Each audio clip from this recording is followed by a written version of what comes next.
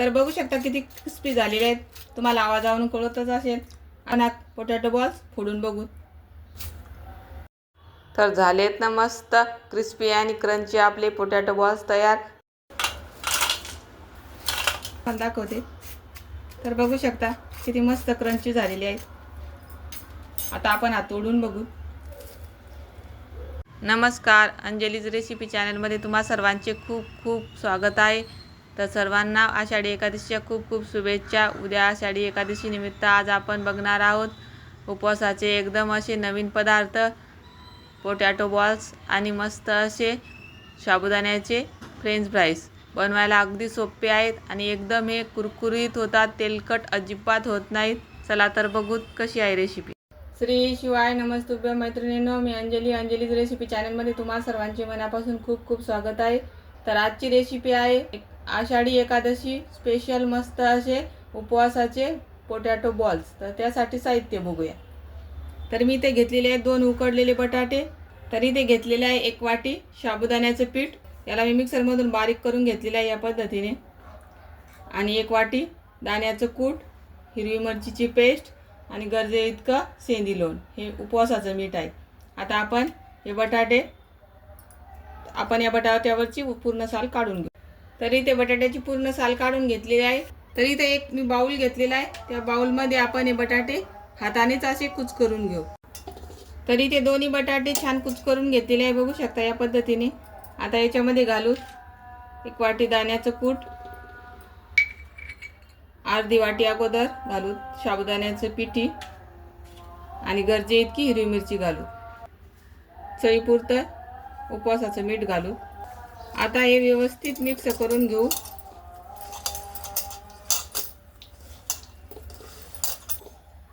तरी ते मी 2 आलूसाठी 1 वाटी पूर्ण पिठी वापरलेली आहे साबुदाण्याची.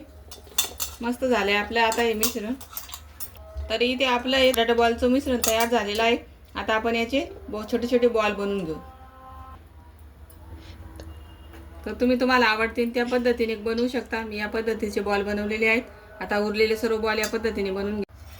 तरी ते आपले तयार झालेले आहेत पोटॅटो बॉल्स बनवून. आता आपण हे तळून घेऊ. तरी ते कढईमध्ये तेल गरम करायला ठेवलेलं आहे. आता आपण हे बॉल तळून घेऊ. आता हे बॉल 1 मिनिटभर तळून घ्यायचे. लगेच आपण याला झाऱ्या किंवा उलथनं लावलं तर ते तुटू शकतात. त्याच्यामुळे त्यांना छान आकार धरू द्यायचा आणि नंतर ते पलटी करायची. गॅसची फ्लेम मिडियम ठेवायची आणि मस्त ब्राऊन कलर येईपर्यंत ते तळून घ्यायचे. तर मस्त असे क्रिस्पी होईपर्यंत आपल्याला हे पोटॅटो बॉल्स तळून घ्यायचे आहे. गॅस मिडियम ठेवायचा, नाहीतर ते करपले जाऊ शकतात. तर बघू शकता मस्त आपले एक ब्राऊन कलरमध्ये तळून झालेले आहेत. आता गॅसची फ्लेम कमी करू आणि हे बॉल्स काढून घेऊ. तर मस्त आपले एक क्रिस्पी पोटॅटो बॉल्स तयार आहेत. आता आपण उरलेले या पद्धतीनेच तळून घेऊ.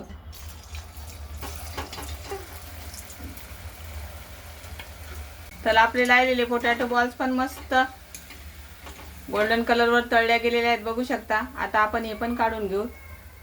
गॅस बंद करू.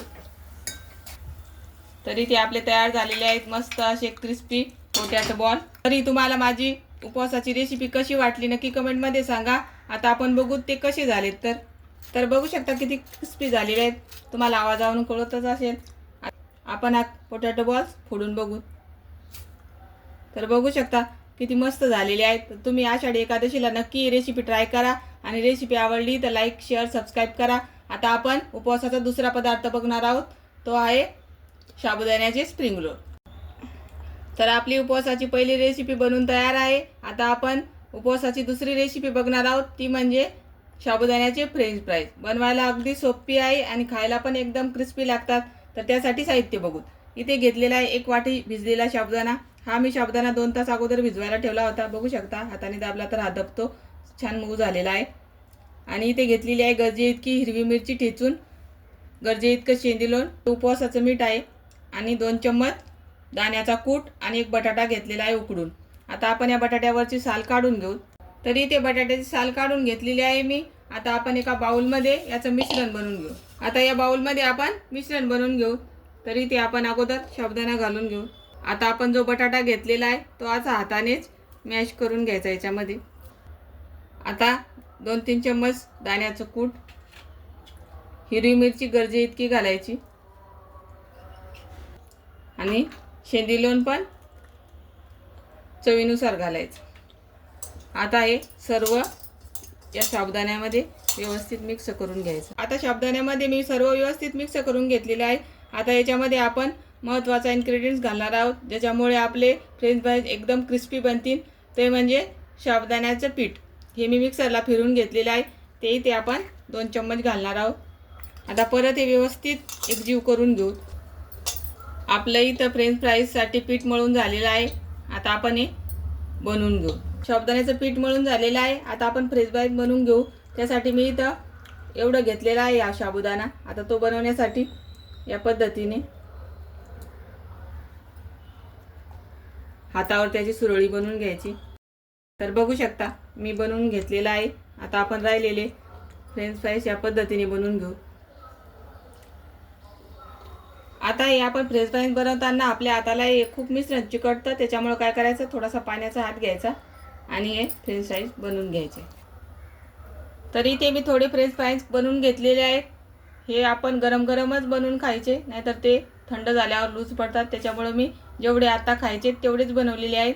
आता आपण हे तळून घेऊ. तर इथं तेल मीडियम गरम केलेलं आहे. आता आपण हे फ्रेंच फ्राईज तळून घेऊ.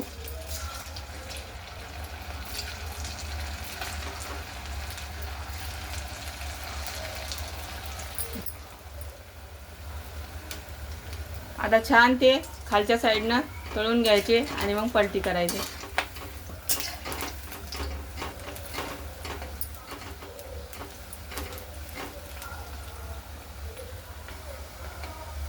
गॅसची फ्लेम मिडियमच ठेवायची आणि मस्त हे क्रिस्पी होईपर्यंत, गोल्डन कलर येईपर्यंत तळून घ्यायचे. मस्त खालची वरची साईड पलटी करत करत आपल्याला हे क्रिस्पी होईपर्यंत आणि गोल्डन कलर येईपर्यंत मिडियम गॅसवर तळून घ्यायचे आहे.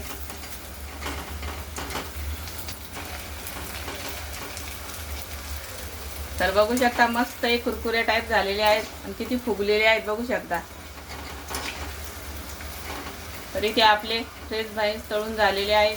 मस्त गोल्डन कलर आलेला आहे त्यांना. आता आपण हे काढून घेऊ. आता आपण हे काढून घेऊ. रेसिपी आवडली असेल तर एक लाईक करा. आता आपण हे एका प्लेटमध्ये काढून घेऊ. आता राहिलेले फ्रेंच फ्राईज पण आपण त्या पद्धतीने तळून घेऊ. फ्रेंच फ्राईज टाकल्या त्यांना उलथण्याने किंवा झाऱ्याने धक्का नाही लावायचा, नाही तर ते तुटू शकतात. त्यांना थोडासा आकार घेऊ द्यायचा, नंतर ते या पद्धतीने पलटी करायची. तर आषाढी एकादशी आपले हे दोन्ही उपवासाचे पदार्थ तुम्हाला कसे वाटले नक्की कमेंटमध्ये सांगा आणि रेसिपी आवडल्यास एक लाईक करा. तरी ते तयार झालेले आहे मस्त असे क्रिस्पी आणि क्रंची फ्रेंच फ्राईज. तर तुम्हाला कशी वाटली माझ्या फ्रेंच फ्राईजची रेसिपी नक्की कमेंटमध्ये सांगा.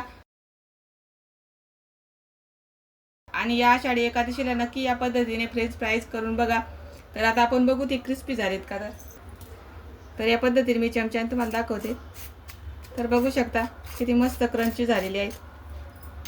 आता आपण हात तोडून बघू. तर खायला एकदम टेस्टी आहेत. हे तुम्ही दह्यासोबत किंवा शेंगदाण्याच्या आमटीसोबत पण खाऊ शकता.